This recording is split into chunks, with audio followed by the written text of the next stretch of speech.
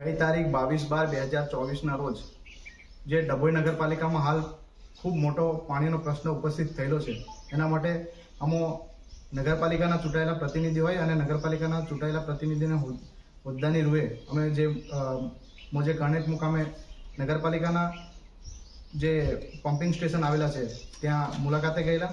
મારા સાથી મિત્ર ઉજમભાઈ અને સાથે વિજયભાઈ તડવી એમની સાથે ગયેલા. અંદાજિત બપોરના 1:30 થી 2 વાગે ગયેલા અને તે દરમિયાન ત્યાં વિઝિટ કરતા ત્યારે ત્યાં એક ફેન્ચવેલ આવેલું છે, ત્યાંથી ડભોઈ નગરને અને 2 જેટલા ગામડાઓને પાણી પૂરું કરવામાં આવે છે.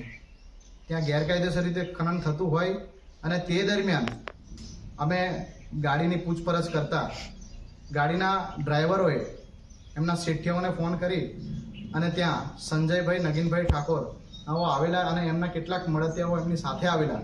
તેઓ અમારી સાથે ગાળા ગલોચ કરી અને સાથે સાથે મારપીટ કરી અને ઉજમભાઈના 4500 રૂપિયા અને મોબાઈલ પણ ખૂંચવી લીધેલો હોય અને લૂંટ કરેલી હોય અને સાથે જાતિ વિષયક ટિપ્પણીઓ પણ કરેલી હોય. એટલે ત્યારબાદ અમે જ્યારે પોલીસ સ્ટેશનમાં આ બાબતે વર્દી લખાવેલી ત્યારે પોલીસના મિત્રો આવેલા અને તે દરમિયાન મામલો ઠાળે પાડેલો અને ત્યારબાદ કેટલીક ધમકીઓ પણ આપેલી. અને ત્યારબાદ સાહેબ જ્યારે આ ઉજમભાઈનો મોબાઈલ જે હતો એ મોબાઈલ અને 4500 રૂપિયા જે પૂછવી લીધેલા હતા, જે પૈકી મોબાઈલ જ્યારે પોલીસ સ્ટેશનમાંથી વર્દી લખાવેલી એટલે પોલીસ અધિકારીઓ આવી અને પોલીસે જણાવેલું કે ભાઈ જેની પાસે મોબાઈલ હોય એ મોબાઈલ આપી દો. ત્યારે સંજયભાઈ ઠાકોરના મળતિયા પાસે જ્યારે ત્યાંથી સાહેબે ફોન કર્યો. ફોન દરમિયાન જ્યારે ફોન કર્યો ત્યારે સંજયભાઈ ઠાકોરના મળતિયાની પાસે મોબાઈલ મળી આવેલો, જે મોબાઈલ આપી દીધેલો હોય અને ખોટા ગુના દાખલ કરી દેવાની ધમકીઓ પણ આપેલી હોય. અને અમને પહેલાં જ એમના પોલીસ આવ્યા પહેલાં એમ પણ જણાવેલું હોય કોઈક એમના સંજયભાઈના ફોનથી કે ભાઈ અજયભાઈ રાઠવાએ મારી ગાડીના કાચ તોડી નાખેલા છે અને અમને લૂંટ કરી છે.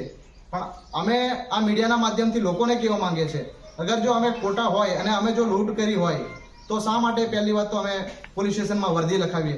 એ પણ એક વિચારવાનો પ્રશ્ન છે. ખોટી રીતે એનકેન પ્રકારે જે અવાજ બને છે, પબ્લિકનો અવાજ બને છે, એને દબાવવાનું એક બહુ મોટું ષડયંત્ર ચાલે છે. એટલે હવે જોવાનું રહ્યું પોલીસ, ખાણ ખનીજ અને મામલતદાર કઈ દિશામાં એમની કામગીરી કરે છે. અને સાથે સાથે અગાઉ પણ ડભોઈ નગરપાલિકાના પ્રતિબંધિત વિસ્તારમાં ગેરકાયદેસર રેતી ખનન ઘણું બધું થયેલું છે. એની પણ માત્ર 12-15 દિવસ અગાઉ જ આ બનાવ બનેલો અને આ બીજો બનાવ, બીજી એફઆઈઆર મારા પર ખોટી થઈ. અમારી સાથે એવિડન્સ પણ છે કે ત્યાં કોઈ આવો બનાવ બનેલો નથી. અમે શાંતિપૂર્વક આ રીતે વાતચીત કરેલી, તેમ છતાં પણ ડભોઈ પોલીસે ખોટી મારા વિરુદ્ધ ગુનો રજીસ્ટર કરેલો છે, જેથી આદિવાસી સમાજમાં એક આક્રોશ છે.